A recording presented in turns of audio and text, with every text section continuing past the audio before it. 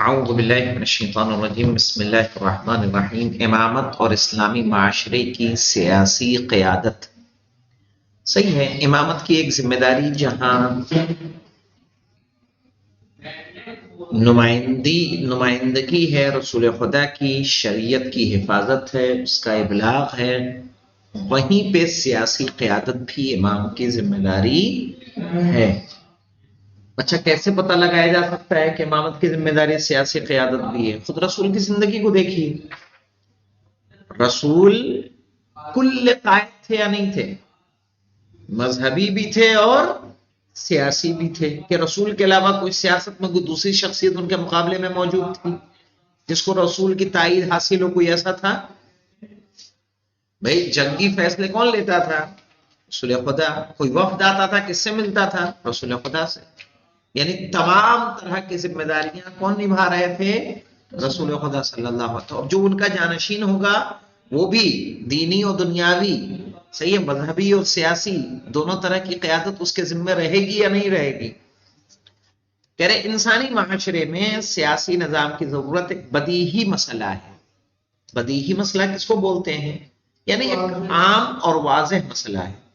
یہی وجہ ہے کہ تاریخ بشریت میں کوئی ایسا معاشرہ نہیں ملتا جس میں کسی قسم کا کوئی سیاسی نظام نہ رہا۔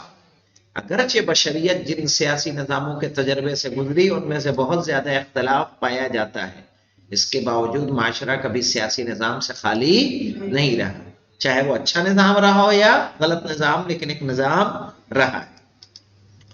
انسانی معاشرے میں سیاسی اقتدار کی مالک اکثر حکومتیں چونکہ ظلم و استبداد کا راستہ اختیار کرتی ہیں، لہذا اس مسلسل روش کو دیکھ کر بعض معاشروں نے رد عمل کے طور پر حکومت کی ضرورت کا ہی انکار کر دیا۔ سیاسی فلسفے اسلام میں ایسے افراد کو انارکسٹ، صحیح ہے، اور اس نظریے کا نام انارکزم کہا جاتا ہے۔ یہ رہا انارکسٹ اور انارکزم، مکتب ہائی سیاسی ملاحظہ فرمائیں۔ کہہ رہے تاریخ اسلام میں بھی حکمیت کے واقعے میں ایک گروہ خطائے فکری کا شکار ہو گیا، اور حکم کے دو معنی، حکم یعنی قانون اور سیاسی نظام کی بنیاد، اور حکم یعنی حاکم قانون کا نفاذ کرنے والا کے درمیان فرق محسوس نہ کر سکا، اور یہ لوگ قرآن کریم کی آیت لا حکم الا للہ کو دلیل بنا کر حکمیت کو ہی غلط قرار دے کر مولا کائنات جیسے حکمیت تسلیم کرنے والے افراد کو غلط ٹھہرانے لگے، بلکہ ان کی تکفیر بھی کی۔ کون لوگ؟ یہ خوارج، ہے نا، کہ مولا کائنات نے جو حکمیت کی فیصلے کو قبول کیا تھا اس کا کیا کیا؟ انہوں نے اعتراض کیا اور کہا لا حکم للہ، ایک ہے حاکم اور ایک ہے حکم، دو چیزیں الگ الگ ہیں نا۔ حکم تو اللہ ہی کا ہے، لیکن اس کو نافذ کرنے والا حاکم چاہیے یا نہیں چاہیے؟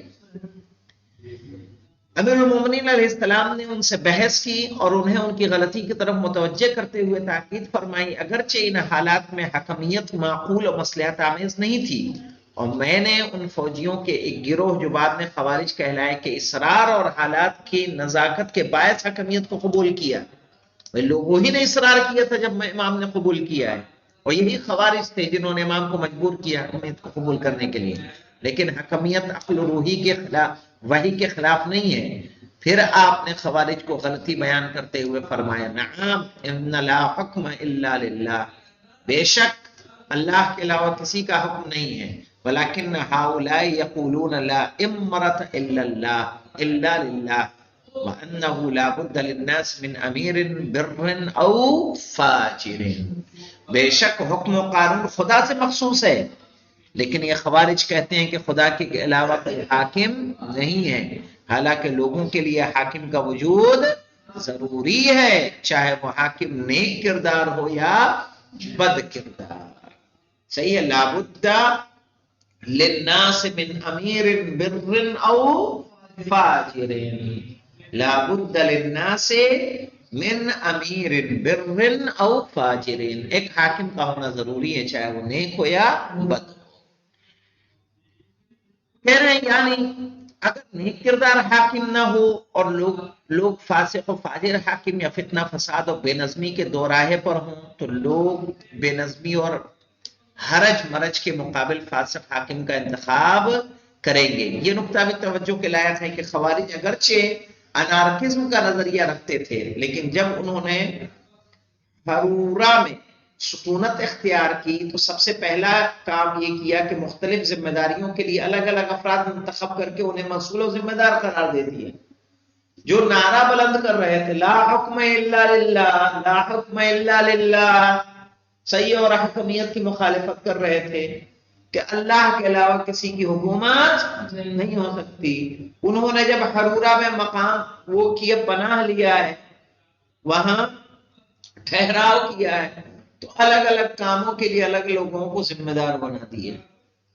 تم مثلاً پانی کے ذمہ دار، تم ہتھیار کے ذمہ دار، تم فلاح کے ذمہ دار، تم راشن کے ذمہ دار۔ تو یہ جو ذمہ دار بنا رہا ہے وہ اس چیز کا حاکم ہوا ہے نہیں ہوا؟ صحیح ہے؟ یہ بات تمام اسلامی مذاہب تسلیم کرتے ہیں کہ اسلامی معاشرے کی سیاسی قیادت اور رہبری امامت کے اہداف و مقاصد میں سے ہے۔ سماج و معاشرے میں نظم و امن و امان، اجتماعی فتنوں و شورشوں کی سرکوبی، بیرونی دشمنوں کے حملوں کا مقابلہ، احکام و حدود الہی کا اجرا اور معاشرے میں عدل و انصاف کے قیام کا شمار امامت کے سیاسی اہداف و ذمہ داریوں میں سے ہوتا ہے۔ متکلمین امامت کی معروف تعریف امامت اسلامی معاشرے کے دینی و دنیاوی امور میں قیادت عامہ کا نام ہے۔ اسی سیاسی قیادت کی جانب اشارہ ہے۔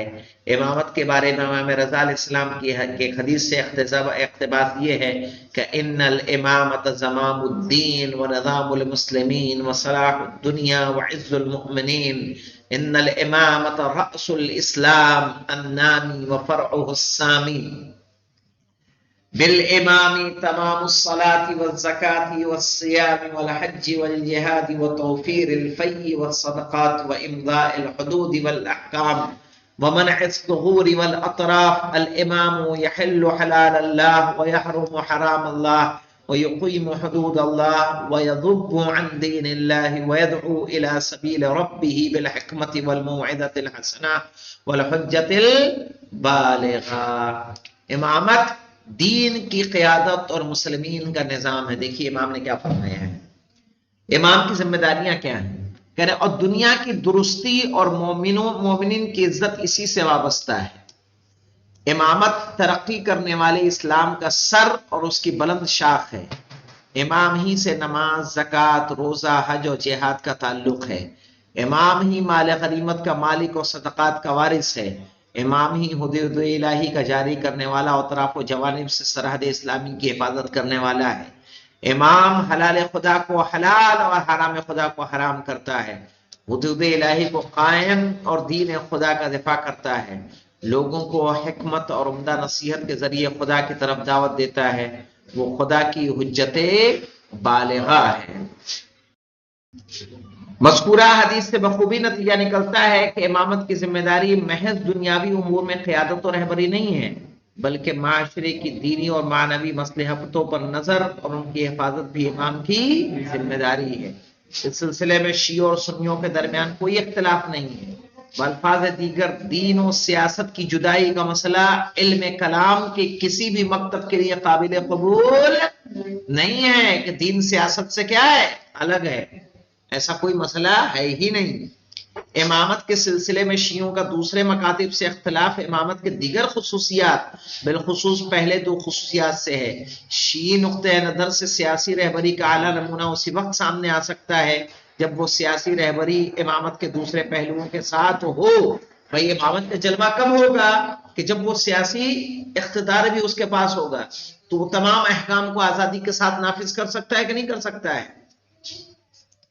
بالفاظ دیگر شیعوں کا عقیدہ یہ ہے کہ پیغمبر اکرم صلی اللہ علیہ وآلہ وسلم کے بعد معاشرے کی قیادت اس شخص کے ہاتھ میں ہونا چاہیے جو صفات و کمالات میں پیغمبر صلی اللہ علیہ وسلم سے سب سے زیادہ نزدیک ہو، تاکہ اسے پیغمبر صلی اللہ علیہ وآلہ وسلم کا خلیفہ اور جانشین کہا جا سکے۔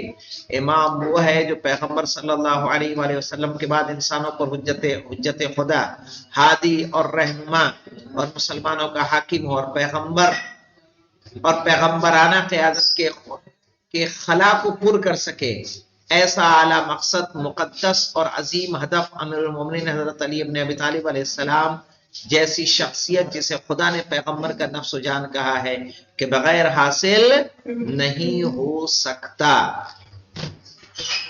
انسانی معاشرے میں ہمیشہ ایسی استعداد و صلاحیت کے مالک افراد پائے جاتے ہیں جو الہی رہبروں کی صورت میں اپنی اندرونی ہدایت کے ذریعے تکامل کا راستہ طے کر کے مطلوبہ کمالات حاصل کر سکتے ہیں۔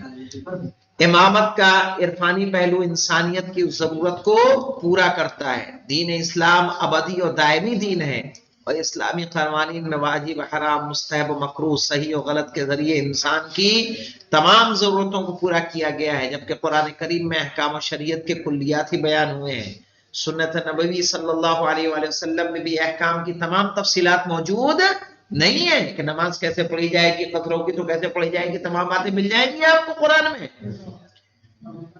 لہذا پیغمبر صلی اللہ علیہ وسلم کے بعد ایسے افراد کا وجود ضروری ہے جو احکام الہی کی تفصیلات بے کم و کاست جانتے ہوں اور یہ تفصیلات اسلامی معاشرے کے حوالے کر سکے۔ بھائی خلیفہ کے دور کا واقعہ مشہور نہیں ہے کہ چور کے ہاتھ کاٹے جانے سے بولے کہاں سے کاٹا جائے گا، کسی نے کہا کونے سے کاٹا جائے گا، کسی نے کہا کلائی سے کاٹا جائے گا، کندھے سے کاٹ دو پورا۔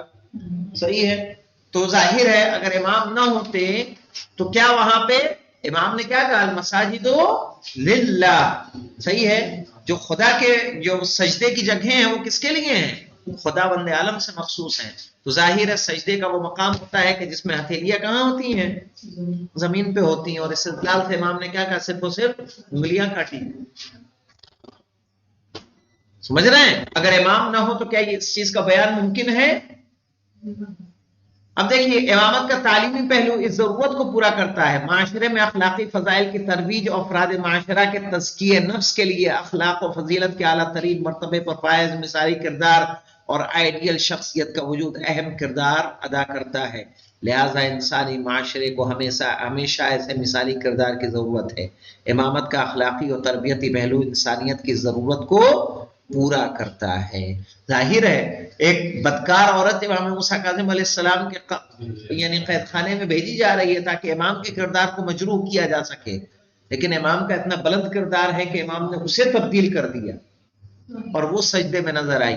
اسلامی نقطہ نظر سے دین سیاست سے جدا نہیں ہے، یعنی اسلامی سیاست میں بھی دینی رنگ پایا جاتا ہے، چونکہ سیاسی قائد معاشرے کی تہذیب و ثقافت و معنویت پر اثر انداز ہوتا ہے، اس لیے قائد کو علم، معنویت اور اخلاق کے اعلیٰ مراتب پر فائز ہونا چاہیے، اور یہ اقدام اسی وقت ممکن ہے جب معاشرے کی دینی اور سیاسی قیادت ایک ایسے ہی شخص کے ہاتھوں میں ہو۔ اس طرح سیاسی قیادت بھی امامت کے مراتب میں شامل ہے، اور سیاسی قیادت کے ساتھ دیگر مراتب مل کر امامت خلیفہ پیغمبر صلی اللہ علیہ وآلہ وسلم امام المسلمین میں جلوہ گر ہوتی ہے۔ امامت سے متعلق یہ اعلیٰ نظریہ صرف شیعی نقطہ نظر میں ہی حاصل ہو سکتا ہے کہ جہاں امامت اپنے تمام ابعاد، پہلوؤں اور مختلف جہات کے ساتھ متمرکز ہو کر امام معصوم کی شخصیت میں جلوہ گر ہوتی ہے، ورنہ کسی اور کے ہاں یہ تمام شرائط ملتی ہیں؟ نہیں ملتی۔ ان کے ہاں بے دین خلیفہ بھی ہو سکتا ہے کہ نہیں ہو سکتا ہے؟ بے دین فاسق و فاجر امام ہو سکتا ہے ان کے ہاں۔ اگر مشہور و معروف حدیث نبوی من مات ولم یعرف امام زمانہ مات میتۃ جاہلیہ پر دقت کے ساتھ غور کریں تو ظاہر ہو جائے گا کہ امامت صرف سیاسی قیادت ہی کا نام نہیں ہے، اس لیے کہ معاشرے کی سیاسی رہبر کی معرفت نہ ہونے اور جاہلیت کی موت میں کوئی ملازمہ نہیں ہے۔ صحیح ہے، فرض کیجئے ایک مسلمان بالکل گوشہ تنہائی میں زندگی بسر کرتا اور اسے اسلامی معاشرے کے قائد اور رہبر کے بارے میں کچھ بھی معلوم نہ ہو، لیکن وہ دینی احکام سے واقف ہو اور ان کو عمل بھی کرتا ہو، تو ایسے شخص کے بارے میں ہرگز یہ نہیں کہا جا سکتا کہ ایسے شخص کی موت جاہلیت کی موت ہوگی۔ اس حدیث سے صاف ظاہر ہے کہ امام کا مقام و مرتبہ یہ ہے کہ وہ ہدایت و ضلالت اور ایمان و کفر کا معیار ہے، یعنی صرف دین ہی نہیں ہے، صحیح ہے، دین و دنیا دونوں اس کے ہاتھوں میں ہونی چاہیے۔ صحیح ہے، وہ ایک پیمانہ ہے انسان کی ضلالت و صحیح ہے گمراہی اور ایمان اور اس کے ثبات کا۔ صحیح ہے کہ امام کو اگر ورنہ تو کیا فائدہ ہوتا، مات ولم یعرف امام زمانہ میتۃ جاہلیہ، امام کو نہ پہچانے وہ مر جائے گا، جاہلیت کی موت مرے گا۔ تو کہنے لگے اگر حاکم کو نہ جانے صحیح ہے تو کیا وہ جاہلیت کی موت ہو جائے گی؟ نہیں. کیوں؟ یہ حدیث اس بات سے ہے کہ امام کی ذمہ داری کیا ہے؟ دین بھی ہے اور دنیا بھی ہے. الحمدللہ رب العالمین.